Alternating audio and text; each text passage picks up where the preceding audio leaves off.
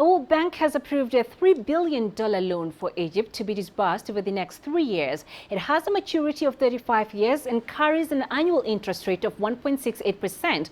Most of the money will go into shoring up reserves, which have halved since the 2011 unrest. Billions of dollars in financial support from Gulf Arab allies have so far helped keep the economy afloat. The North African country is also set to sign a $200 million grant deal with China sometime January next year.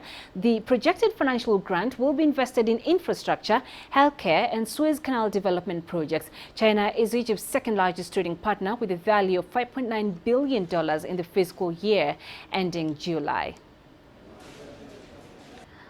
All right, so let's get the latest from CCTV's Yasser Hakim, who's live for us in Cairo. So Yasser, $3 billion for Egypt to be disbursed over the next 3 years. What are the priority areas the government is looking to pump this money into?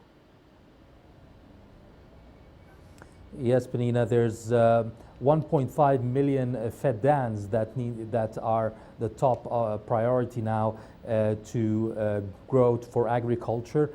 You've got sanitation and infrastructure projects. Health services are also on the top of this agenda, as well as trying to develop economic development of Upper Egypt. This is the area of Egypt which is known to be the most or the most poverty, the poorest, I mean.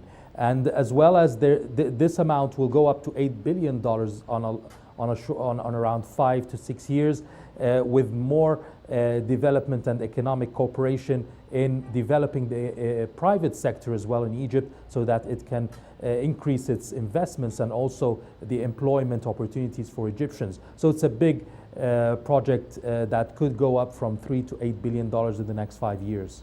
Now, Egypt is currently carrying out a fiscal reform program which has seen fuel and electricity subsidies cut. What more is the government doing to trim its huge expenditure?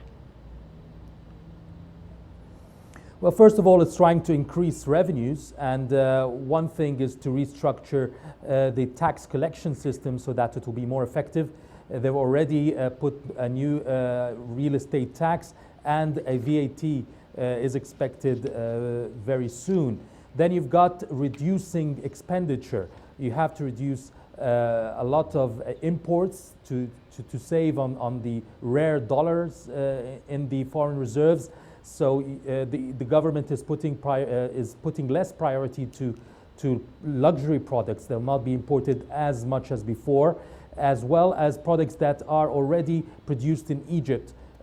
So there will be less priority for those to avoid more expenditure. Then there's the salary cap on a lot of government employees, and also you've got a continuation of the reduction of subsidies on oil and fuel over the next 2 to 3 years. So these are some of the main issues that will be also on the economic reform program in the next few months. So apart from the World Bank funding, the government is expecting fuel supplies from Saudi Arabia. What is the nature of that agreement, and is there a cost to the taxpayer?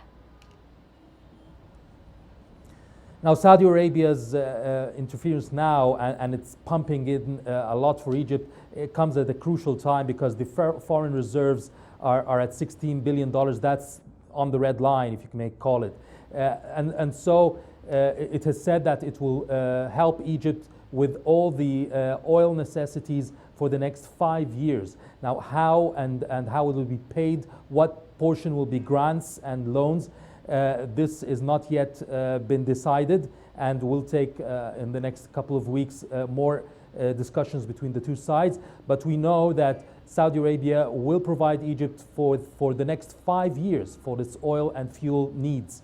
Then there's also an agreement signed on the same day for $10 billion of investments to promote the economy, to push the economy forward, with new $10 billion of investments, mainly in the Suez Canal, in petroleum, in Upper Egypt, also the poorest area, and real estate, and also tourism sectors. Those are the sectors that will be supported by the Saudi investments very soon, in addition to a deposit in the foreign reserves to push the foreign reserves up, but we're not sure yet how much will be pumped into the foreign reserves in the next few days.